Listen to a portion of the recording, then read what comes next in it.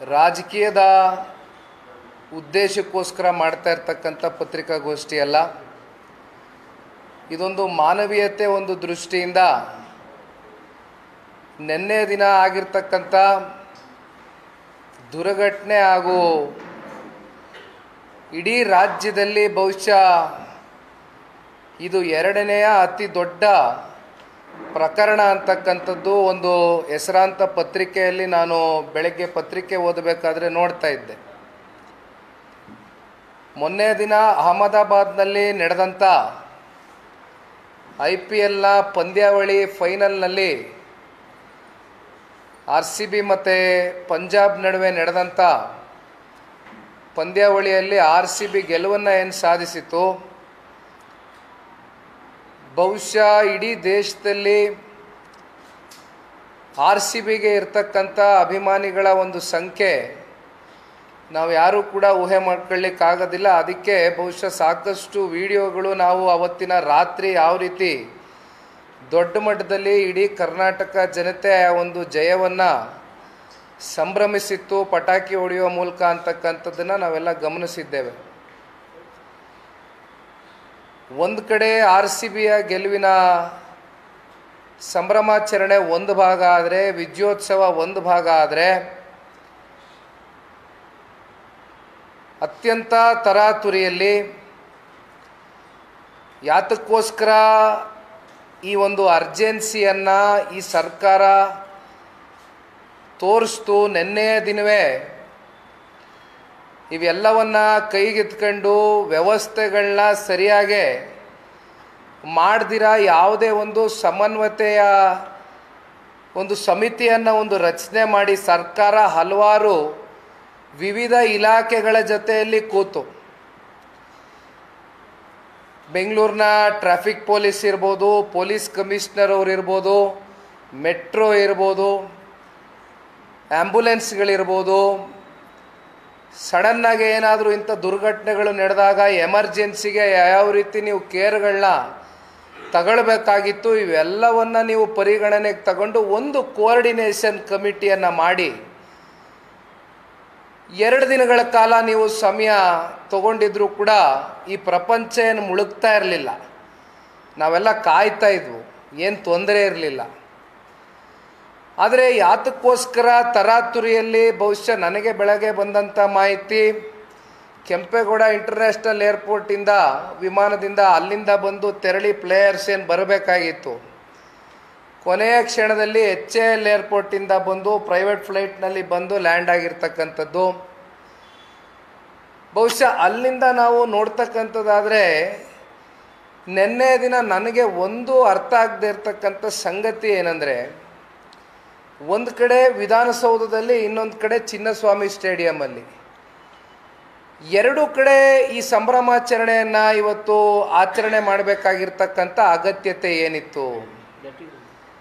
ಸ್ಟೇಡಿಯಂನಲ್ಲಿ ಕನಿಷ್ಠ ಪಕ್ಷ ನಮಗೂ ನಿಮಗೂ ತಿಳಿದಂಗೆ KCA ಸ್ಟೇಡಿಯಂನಲ್ಲಿ 35ರಿಂದ 40 ಸಾವಿರ ಜನಸಂಖ್ಯೆ ಇಡಿಸ್ತಕ್ಕಂಥ ಸ್ಟೇಡಿಯಂ. ಇಲ್ಲಿ ವಿಧಾನಸೌಧದಲ್ಲಿ ಒಂದು ರೀತಿ ಈ ಮಾರುಕಟ್ಟೆಗಳಲ್ಲಿ ಒಂದು ರೀತಿ ಬೀದಿ ವ್ಯಾಪಾರಿಗಳ ಥರ international player Virat Kohli is representing our country, one of the top most player in international league Virat Kohli ಅವರು. ಯಾವ ರೀತಿ ನೀವು ಅವ್ರಿಗೆ ಸನ್ಮಾನ ಮಾಡಿದ್ರಿ ವಿಧಾನಸೌಧದ ಕಟ್ಟಡದಲ್ಲಿ? ಬಾಬಣ್ಣವ್ರು ಮಾತಾಡ್ಬೇಕಾದ್ರೆ ಹೇಳ್ತಾ ಇದ್ರು, DPR ಅಂತಕ್ಕಂಥದ್ದು ನೀವೇನು ಇಶ್ಯೂ ಮಾಡ್ಕೊಂಡಿದ್ದೀರಿ, ಅದರಲ್ಲಿ ನೀವು ಯಾವುದಾದ್ರೂ 1% ಪ್ರೋಟೋಕಾಲ್ನ ನೀವೇನಾದರೂ ಅದನ್ನು ಫಾಲೋ ಮಾಡಿದ್ರಾ? ನಿನ್ನೆ ಭಾಳ ಮನನೊಂದು ನಾನೊಂದು ಮಾತನ್ನು ಹೇಳಿದೆ. ಬಾಬಣ್ಣವರು ಈಗ ಪ್ರಸ್ತಾವನೆಯನ್ನು ಮಾಡಿದರು.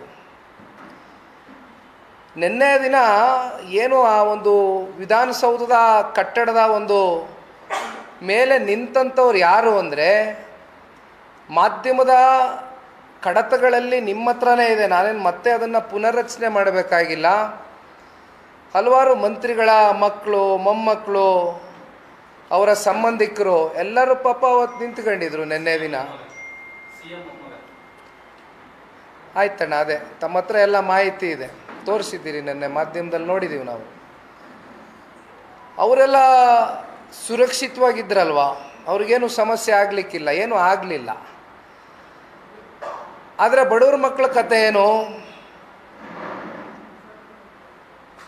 ಮಧ್ಯಾಹ್ನ 3 ಗಂಟೆವರೆಗೂ ನೀವು ಚಿನ್ನಸ್ವಾಮಿ ಸ್ಟೇಡಿಯಂನ ಕ್ರೀಡಾಂಗಣದ ಒಂದು ಗೇಟ್ನ ಓಪನ್ ಮಾಡಿದಿರಾ, ವಿಧಾನಸೌಧದ ಬಳಿನೇ ನೀವು ಜನ ನಿಲ್ಲಿಸ್ಕೊಂಡು ಒಂದು ಕಡೆ ಒಂದಷ್ಟು ಜನ ಮರ ಹತ್ತಿದ್ದಾರೆ, ಒಂದಷ್ಟು ಜನ ಹೈಕೋರ್ಟ್ ಮೇಲ್ಗಡೆ ನಿಂತ್ಕೊಂಡು ವೀಕ್ಷಣೆ ಮಾಡ್ತಾ ಇದ್ದಾರೆ. ಯಾವ್ಯಾವ ರೀತಿ ಸನ್ನಿವೇಶಗಳನ್ನ ನೀವು ಸೃಷ್ಟಿ ಮಾಡಿದ್ರಿ? ನಾನು ಈ ಕ್ಷಣದಲ್ಲಿ ಒಂದು ಸ್ವಲ್ಪ ಹಿಂದೆ ಹೋಗು ಮಾತನಾಡ್ತಕ್ಕಂಥದ್ದಾದರೆ, ಭಾರತ ತಂಡ ವರ್ಲ್ಡ್ ಕಪ್ ವಿಜೇತರಾದಂಥ ಸಂದರ್ಭದಲ್ಲಿ ಮುಂಬೈನಲ್ಲಿ ಒಂದು ದೊಡ್ಡ ಬೃಹತ್ ಪೆರೇಡ್ ನಡೀತು, ದೊಡ್ಡ ಮಟ್ಟದಲ್ಲಿ. ಕನಿಷ್ಠ ಪಕ್ಷ ಈಗಲೂ ನೀವು ಬೇಕಾದರೆ if you can Google open ಮಾಡಿ ನೋಡಿ, 3 ಲಕ್ಷ ಅಂತ ಜನಸಂಖ್ಯೆ ಕೊಟ್ಟಿದ್ದಾರೆ. ಬಟ್ ಬಹುಶಃ 4-5 ಲಕ್ಷಕ್ಕೂ ಅಧಿಕ ಮೀರಿ ಜನಸಂಖ್ಯೆ ಮುಂಬೈನಲ್ಲಿ ಆ ಒಂದು ಪೆರೇಡ್ನಲ್ಲಿ ಭಾಗಿಯಾದರು. ಎಷ್ಟು ಅದ್ಭುತವಾಗಿ ಯಶಸ್ವಿಯಾಗಿ ಯಾರಿಗೂ ಒಂದು ದುರ್ಘಟನೆ ನಡೀತಾ ಇರ್ತಕ್ಕಂಥ ನಿಟ್ಟಿನಲ್ಲಿ ಯಾವ ರೀತಿ ನಡ್ಕೊಂಡ್ರು ಅವತ್ತು ಮುಂಬೈನಲ್ಲಿ ವರ್ಲ್ಡ್ ಕಪ್ ಗೆದ್ದಾಗ. ಏನಾದರೂ ಒಂದು ದುರ್ಘಟನೆ ನಡೀತಾ? ಬೇಡ, ಆಯಿತು. ದೇಶದ ಗೌರವಾನ್ವಿತ ಪ್ರಧಾನಮಂತ್ರಿಗಳು ನರೇಂದ್ರ ಮೋದಿಜಿಯವರು ಅನೇಕ ಸಂದರ್ಭದಲ್ಲಿ ನಮ್ಮ ರಾಜ್ಯಕ್ಕೆ ಭೇಟಿ ಕೊಟ್ಟಂಥ ಹಿನ್ನೆಲೆಯಲ್ಲಿ ಪೊಲೀಸ್ನ ಭದ್ರತೆ ಪಡೆ ಏನಿದೆ, ಯಾವುದೇ ಅಹಿತಕರ ಘಟನೆಗೆ ಅವಕಾಶವನ್ನು ಕೊಡ್ದಿರ ಲಕ್ಷಾಂತರ ಜನ ಮೋದಿಯವ್ರನ್ನ ನೋಡೋಕ್ಕೆ ಸೇರಿದಾಗಲೂ ಕೂಡ ಇಲ್ಲಿಯವರೆಗೂ ಒಂದು ದುರ್ಘಟನೆ ನಡೆದಿಲ್ಲ. ನಿನ್ನೆ ದಿನ ರಾಜ್ಯದ ಮುಖ್ಯಮಂತ್ರಿಗಳು ಒಂದು ಮಾತು ಹೇಳಿದರು, 3 ಲಕ್ಷ 4 ಲಕ್ಷ ಜನ ನಮ್ಮ ಊಹೆಗೂ ಮೀರಿ ಅಧಿಕವಾಗಿ ಜನ ಸೇರಿದರು ಅಂತ. ಬಟ್ ನನಗೇನು ನೀವು ಹೇಳ್ತಾ ಇರ್ತಕ್ಕಂಥ ನಂಬರ್ಸ್ ಏನಿದೆ, ನನಗೆ ಆ ನಂಬರ್ಸ್ ಹೆಚ್ಚಾಗಿದೆ ಅಂತಕ್ಕಂಥದ್ದು ನನಗಂತೂ ಅನ್ನಿಸ್ತಾ ಇಲ್ಲ.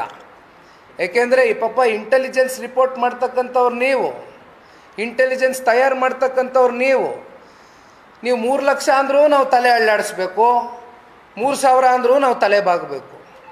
ಅಂಥ ಪರಿಸ್ಥಿತಿಗೆ ನಮ್ಮನ್ನು ನೋಡಿದ್ದೀರಿ.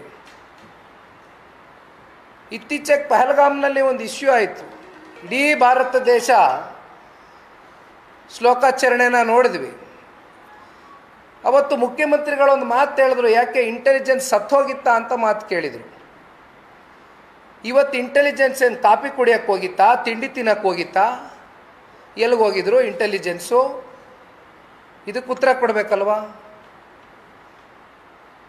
ನನಗೆ ಈ ರಾಜ್ಯದ ಗೃಹ ಸಚಿವರ ಮೇಲೆ ಅವರ ರಾಜಕೀಯದ ಅನುಭವ ಏನಿದೆ, ಅವರ ಹಿರಿತನಕ್ಕೆ ನಾನು ವ್ಯಕ್ತಿಗತವಾಗಿ ವೈಯಕ್ತಿಕವಾಗಿ ಗೌರವಿಸ್ತೀನಿ ಅವ್ರನ್ನ. ಆದರೆ ಗೃಹ ಸಚಿವರು ಇಲ್ಲಿಯವರೆಗೂ ನಿನ್ನೆಯಿಂದ ಒಂದು ಕೂಡ ಅವರ ಬಾಯಿಂದ ಸ್ಪಷ್ಟವಾದಂಥ ಒಂದು ಹೇಳಿಕೆ ಇಲ್ಲಿವರೆಗೂ ಕೂಡ ಬಂದಿಲ್ಲ. ಅಂದರೆ ಇದನ್ನು ನಾವು ನೋಡ್ತಕ್ಕಂಥದ್ದಾದರೆ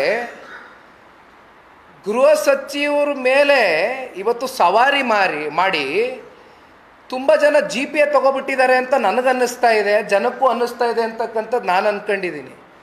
ಗೃಹ ಸಚಿವರ ಅಧಿಕಾರದ ಮೇಲೆ ಭಾಳ ಜನ ಅವ್ರ ಮೇಲೆ ನಿಂತು GPA ತಗೊಬಿಟ್ಟಿದ್ದಾರೆ. ನಮ್ಮ ನಾಡಿನ ಗೃಹ ಸಚಿವರು ವರ್ಕ್ ಫ್ರಮ್ ಹೋಮ್ ಮಾಡ್ತಾ ಇದ್ದಾರೆ ಅಂತಕ್ಕಂಥದ್ದು ನನಗೇನೋ ಅನುಮಾನ ಕಾಡ್ತಾ ಇದೆ. ವರ್ಕ್ ಫ್ರಮ್ ಹೋಮ್ ಕಾನ್ಸೆಪ್ಟಲ್ಲಿದ್ದಾರೆ ಅವರು. ಬಹುಶಃ ನಿನ್ನೆ ಆದಂಥ ಒಂದು ಪ್ರಕರಣ ಏನಿದೆ, ಇದ್ರ ಬಗ್ಗೆ ಅವ್ರಿಗೆ ಯಾವುದು ಮಾಹಿತಿ ಇದ್ದಂಗಿಲ್ಲ. ಅವರನ್ನು ಸಂಪೂರ್ಣ ಕತ್ಲೆನಲ್ಲಿಟ್ಟು ಈ ರಾಜ್ಯದ ಮುಖ್ಯಮಂತ್ರಿನೂ ಕೂಡ ಒಂದು ಹೆಜ್ಜೆ ಓವರ್ಟೇಕ್ ಮಾಡಿದಂಥ ಒಬ್ಬ ಮಹಾನ್ ಭಾವ, ಈ ರಾಜ್ಯದ ಗೌರವಾನ್ವಿತ ನಮ್ಮ ಉಪಮುಖ್ಯಮಂತ್ರಿಗಳು ಬಹುಶಃ IPL ತಂಡದಲ್ಲಿ ಏನಾದರೂ ಪಟಿದಾರ್ ಅಂತಕ್ಕಂಥ ಕ್ಯಾಪ್ಟನ್ ಏನಿದ್ದಾರೆ, ಅವರ ಜಾಗದ ರಿಪ್ಲೇಸ್ಮೆಂಟ್ ಏನಾದರೂ ಈ ರಾಜ್ಯದ ಉಪಮುಖ್ಯಮಂತ್ರಿಗಳೇನಾದರೂ ಆಟ ಏನಾದರೂ ಆಡಿ 11 ಜನದಲ್ಲಿ ಕಪ್ ಗೆದ್ಕೊಂಡು ಬರಲಿಕ್ಕೆ ಏನಾದರೂ ಮುಖ್ಯವಾದಂಥ ಕಾರಣಕರ್ತರಾಗಿದ್ರಾ? ನನಗಂತೂ ಅನ್ನಿಸ್ಲಿಲ್ಲ.